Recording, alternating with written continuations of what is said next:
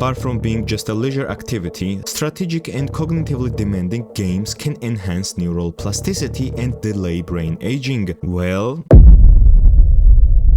before we begin, quick disclaimer, I'm not a scientist, I'm a random guy with a moderate amount of education and a lot of hours spent on playing League. Feel free to scrutinize everything that you are about to hear. Anyways, in this video I want to go over this research summary that was published on October 14th, 2025. This article suggests us crazy new ideas like playing video games similar to League being good for your brain and stuff. So let's see what they found out. Maybe all the time that you have wasted on playing League is not a wasted time after all. And while we're at it, don't forget to smash like, subscribe and share this video with your dog or something.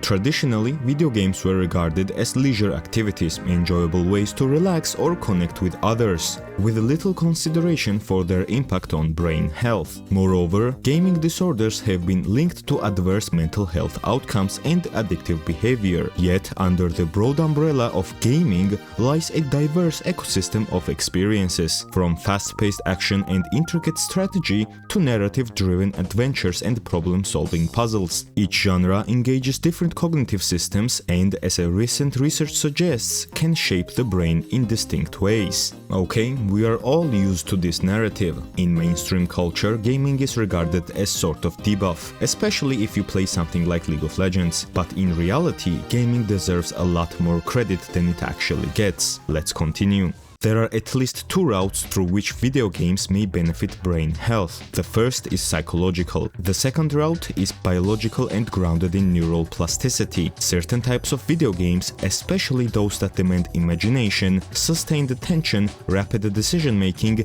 and cognitive flexibility, appear to stimulate neural plasticity. Alright, this is where things get interesting. Neural plasticity is big deal. It is your brain's ability to remodel itself in response to outside stimuli. This might seem blunt and not so impressive, but I want you to understand just how cool the neural plasticity really is. Neural plasticity is not some abstract hypothesis, it is tangible fact that me and you are experiencing in day-to-day life. If you are a right-handed person, your brain works a little bit differently than someone who is left-handed. We know that because if right-handed person tries to write with his left hand, he will find it challenging. That is because his brain is not used to using a left hand for that specific task. Here is the cool part. Writing with your non-dominant hand is a skill that can be trained. If you start writing with your non-dominant hand every day, slowly but surely your brain will rewire itself in order to allow you to do that specific task. Without neural plasticity, none of that would be possible. To summarize, when we do tasks that are cognitively demanding, like playing League of Legends for example, we are triggering neural plasticity, which is good for your brain. Alright, I hope now you have a little bit better understanding of how all of that works. Let's continue with the article.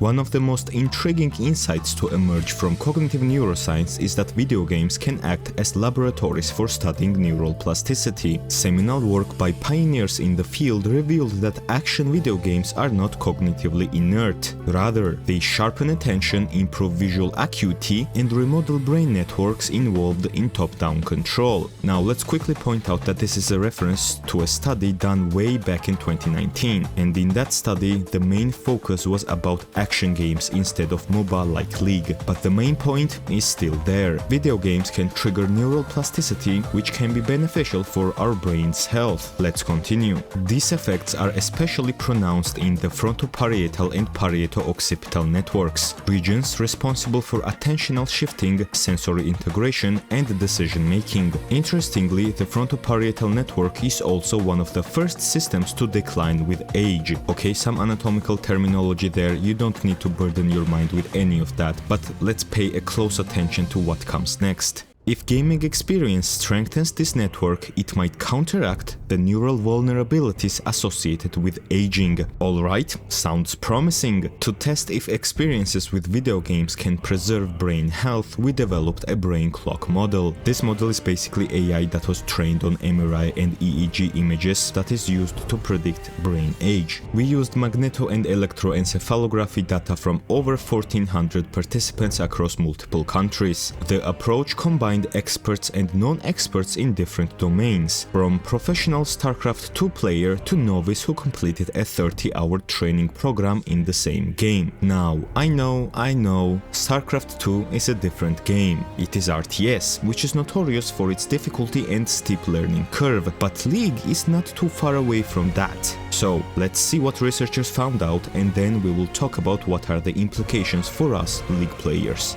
Using the brain clocks, we computed the difference between predicted and chronological age, known as the brain age gap, which served as an index of brain health. Experienced StarCraft 2 players had younger brains than their chronological age. Moreover, naive participants who underwent training showed measurable reduction in their brain age gaps after just 30 hours of gameplay. Holy shit, that is insane. Playing video games makes your brain younger. What? This is neuroplasticity in action. We also found that video game experiences reinforced brain connections vulnerable to age. Further, the protective effects of games scaled with the immersion and quality of the experiences. In other words, the more experienced participants had younger brains. We suggested, in general, that the experiences themselves can protect the brain through neural plasticity mechanisms. Amazing, amazing! Playing cognitively demanding video games both at a high and a novice level can benefit your brain. Absolutely groundbreaking. Who could have guessed that? I could have guessed that. In fact, I have proposed similar idea more than 1 year ago, and I guess I was right. Now, despite some promising results, this research is far from being perfect, and there is two main points of criticism that I want to address. Criticism number one: this is just one study, and in the research field, relying on only one study is not good enough. Neuroscience is there, findings look grounded in reality, but I'm not an expert in reviewing research papers, so you can take everything that I say with a grain of salt. What this study really shows us is a tendency that some video games can have positive impact on your brain's health, which is pretty cool. Criticism number two: this study featured StarCraft 2, not League of Legends. These games are quite different, which means that findings about StarCraft 2 might not apply to League 1-to-1. However, from a neuroscience perspective, these two games have a lot of things in common. Both are multiplayer, they are highly competitive, both of them require you to think fast and make decisions in split seconds, and both game is highly mechanical, i.e. they are both cognitively demanding. That is the prerequisite for triggering neural plasticity, which is the main driver for brain health, alongside with exercising, good sleep, and all of that kind of stuff. This means only one thing: all the time that you have spent on playing League of Legends or Dota or StarCraft, Warcraft, Minecraft, even a fucking Tetris is a time spent training your brain and facilitating its health. The stigma that playing video games is a waste of time is an outdated narrative held by people that are blinded by their ignorance. Of course, every game is built different and the effects they have on brain will vary, but the trend is there and it is undeniable. Playing League and other similar games does same thing to your brain that working out does to your body. Video games are basically a gym for your brain, and a time spent on playing games is a time well spent. In moderation, of course. Thank you for watching this video. I'm gonna link this article in the description if you want to check it out yourself. Next video will be a lot less scientific and a lot more stupid, but I'm gonna keep my eye on any new research paper that might pop up in the future. Alright, I'm out. See you next time. Goodbye.